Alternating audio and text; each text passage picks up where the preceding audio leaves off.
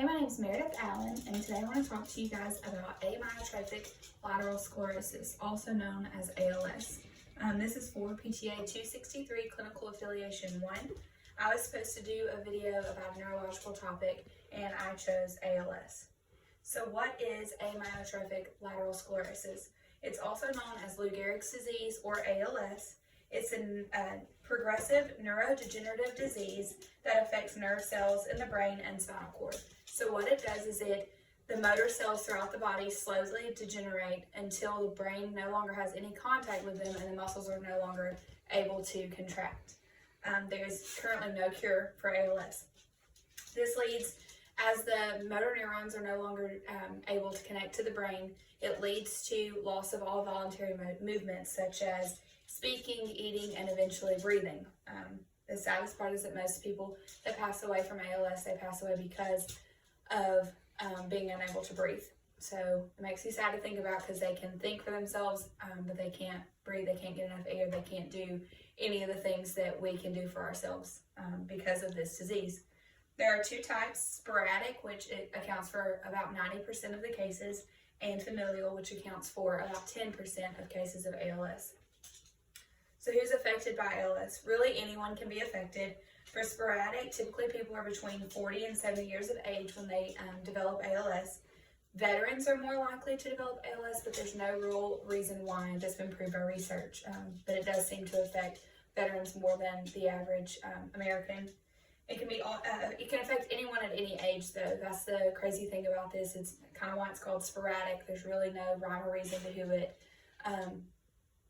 who develops this. And so we also have familial, which is a hereditary gene mutation. And so if a parent has this gene mutation, then there's a 50% chance that one of their kids is going to develop ALS.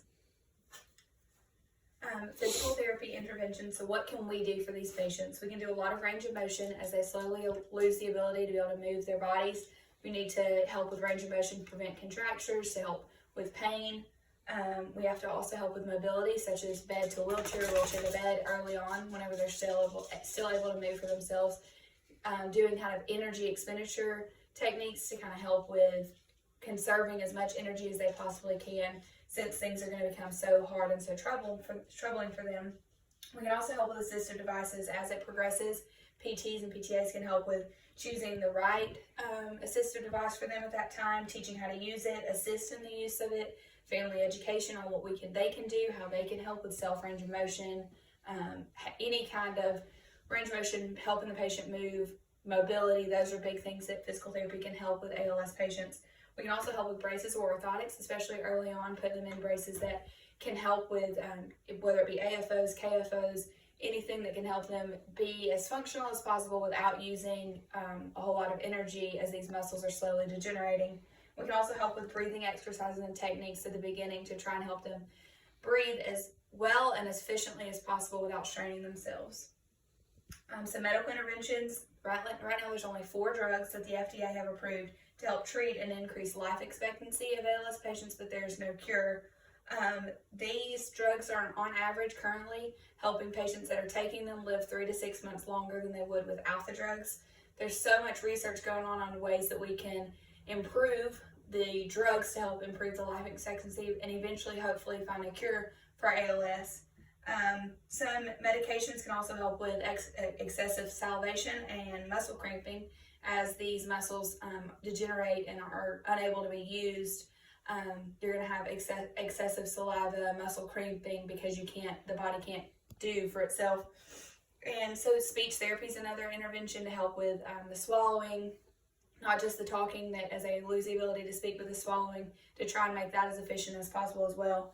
And there's nutritional help that these patients can get for diet options for when swallowing becomes hard, putting them on special diets, put them on things that they can consume so they're still getting the nutrients they need, even though they're unable to eat for themselves and has their swallowing is hindered. So I also really liked this graphic here. It's from the ALS Association, which is a foundation to help advance the research on ALS and to help develop a cure, develop treatment options for these patients. And so on this, it just kind of has some quick facts that I thought were interesting that you guys may feel are interesting as well. 5,000 people at least are diagnosed every year with ALS. That's 5,000 people every year that have to go through this disease, and it's just one person having to go through it is too many. But to think about the sheer volume of people that are dealing with this every day breaks my heart. There's only the 4 drugs that we talked about that the FDA has approved to help treat ALS.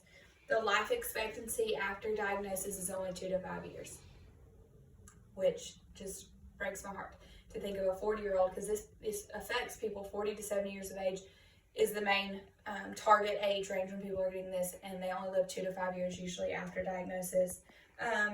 Right now, it's about $2 billion is about the estimated cost to develop a drug that will slow the progression of ALS. It's a lot of money, and that's why there's so many people doing research and walks and things that they can do to try and help progress this research and make it more cost efficient for these patients.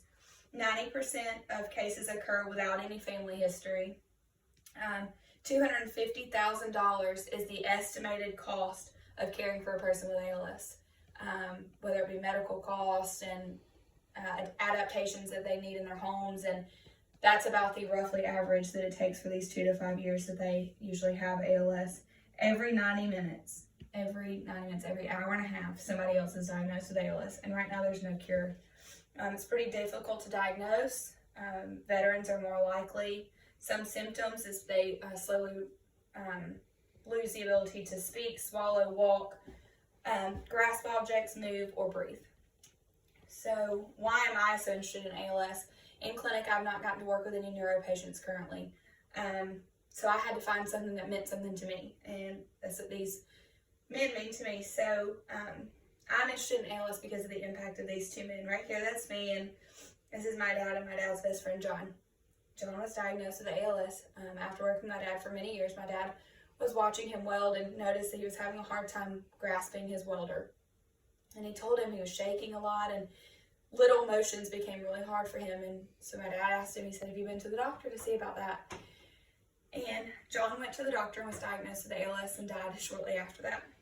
And this right here is Mr. Rick, who I never got the privilege of meeting, but this is his son Todd, who's been my mentor and my boss for almost 3 years now. And Mr. Rick also passed away of ALS shortly after he was diagnosed. And because of people like this, because of people I know, because of people you may know, that's why we need to care about ALS, and that's why I'm so interested in it. And I just can't wait to see how research progresses so that we can have a cure for this. Thank you.